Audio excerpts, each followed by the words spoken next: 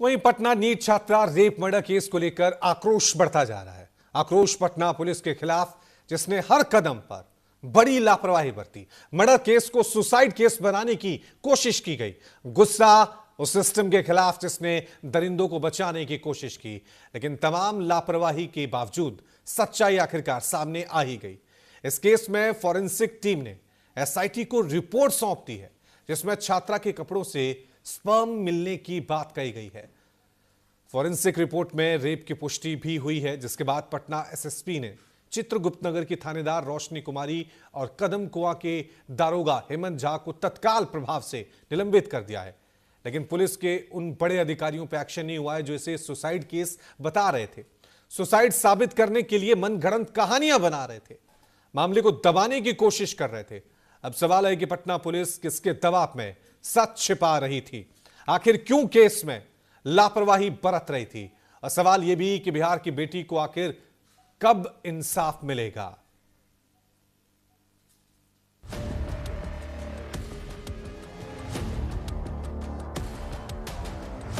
Hostel वाले hospital वाले से मिले भगत से, एसएचओ थाना प्रभारी के मिले भगत से बेटी के साथ गलत जो पुरान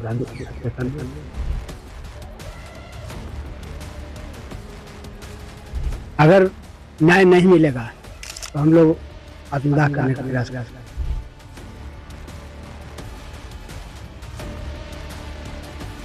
ये दर्द उस पिता का है जिसकी बेटी को पटना के शंभू गर्ल्स हॉस्टल में दरिंदों ने बलात्कार कर बड़ी बेरहमी से मार डाला। लेकिन हत्यारों को बचाने के लिए नीतीश की पुलिस मर्डर को सुसाइड बताती रही, रेप की वारदात से इनकार करती रही, जांच के हर कदम पर लापरवाही बरतती रही।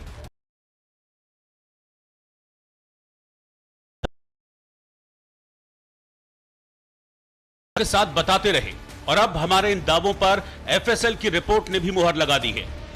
एफएसएल की रिपोर्ट में बताया गया है कि छात्रा के कपड़ों से स्पर्म मिला है। फॉरेंसिक रिपोर्ट में भी रेप की पुष्टि हुई है।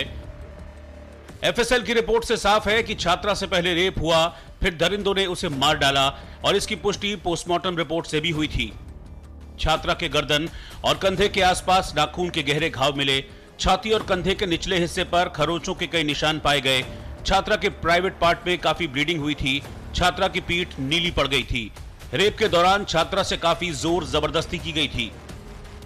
पोस्टमार्टम रिपोर्ट से साफ था कि छात्रा से बलात्कार के बाद मर्डर हुआ और अब एफएसएल रिपोर्ट आने के बाद मामला और गंभीर हो गया है।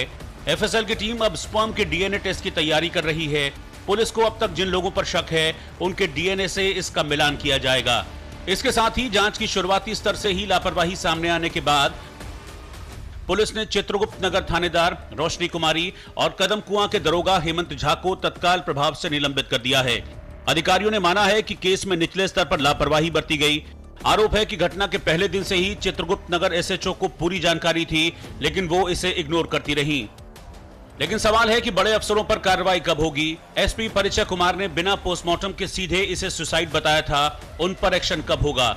एएसपी अभिनव कुमार, जिन्होंने बिना जांच थाना प्रभारी की रिपोर्ट मान ली, उन पर कार्रवाई का कोड़ा कब चलेगा?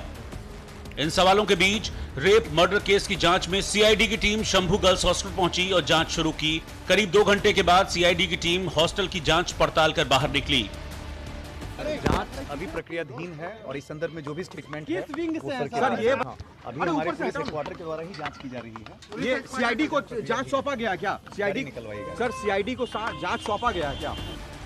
सीआईडी की टीम फिलहाल जांच को लेकर अभी कुछ भी कहने से बच रही है, लेकिन इस वारदात ने सियासी गलियारे का तापमान बढ़ा दिया है। विपक्ष ने सरकार को चौतरफा घेर लिया। आरोप लगाया कि सरकार, पुलिस प्रशासन सभी अपराधी को बचाने में लगे हैं। सरकार, पुलिस प्रशासन, सब लोग अपराधी को बचाने में लगे हुए हैं। जो हम लोगों को मीडिया के माध्यम से और जो सिचुएशन हुआ उसका अनुकूल जो समझ में आ रहा है कि उस अनुकूल लग रहा है कि ये जो है अपराधी को बचाने का काम कर रहे हैं। एसपी साहब अलग अलग स्टेटमेंट देते हैं। जो रिपोर्ट उनके पास फर्स्ट रिपोर्ट जो आया था मेडिकल का, वो रिपोर्ट गलत था। दूसरी जगह से स्पष्ट हो जाता है कि इनके साथ क्या हुआ, कैसे हुआ, और उसके बावजूद भी जो रिपोर्ट बनाए उनके ऊपर कोई कार्रवाई नहीं है। इतना बड़ा कांड होने के बावजूद एफआईआर तक दर्ज कराया नहीं जाता। 3 दिन अस्पताल में जूझती रही बिहार की बेटी, लेकिन पुलिस और प्रशासन ने अनदेखी कर कर पूरा मामले को दबाने का प्रयास किया और आखिर जनता, मीडिया, विपक्ष के दबाव में आकर सरकार ने कार्रवाई के नाम पे जनता को गुमराह करने का प्रयास किया। एकदम न्याय मिलेगा। अब परिस्थितियां बहुत साफ हो गई है और हम समझते हैं कठोर से कठोर कार्रवाई बिहार सरकार उठाएगी। केंद्रीय मंत्री जीतन राम मांझी इंसाफ दिलाने की बात करते हैं, लेकिन सवाल है कि इंसाफ मिलेगा कैसे जब जांच पड़ताल करने वाली पुलिस ही सवालों के घेरे में है। सवाल है कि पुलिस ने छात्रा के शरीर पर चोट के निशान को क्यों छुपाया, पोस्टमार्टम रिपोर्ट से पहले ही पुलिस सुसाइड क्यों बताने लगी, इलाज के दौरान घर वालों को पीड़िता से मिलने से क्यों रोका गया, हॉस्टल मालिक पुलिस को बिना बताए दरवाजा तोड़कर पीड़िता को अस्पताल क्यों ले गया, कमरा खुला क्यों रहा, सबूत क्यों मिटते रहे, क्या पुलिस पर कोई दबाव डाल रहा था, क्या किसी के दबाव में दरिंदों को बचाने का प्रयास किया जा रहा था, आखिर किसके कहने पर पुलिस इस केस में घोर लापरवाही बरत रही थी। केस को दबाया गया क्योंकि कुछ जो सत्ता में है नेता, उसके कुछ पुत्र लोग भी इन्वॉल्व हैं। हम तो क्लियर नहीं बता पाएंगे कि कौन है इनमें, इसलिए इस मामले को पैसा दे करके दबाया गया। तो हम सरकार से मांग करेंगे कि जो दोषी है उसके ऊपर कार्रवाई हो।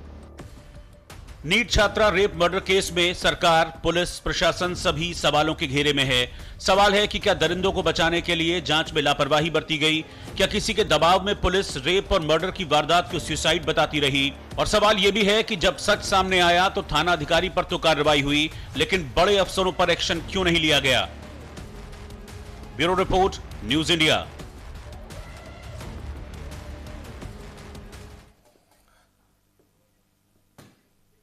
Iran versus America,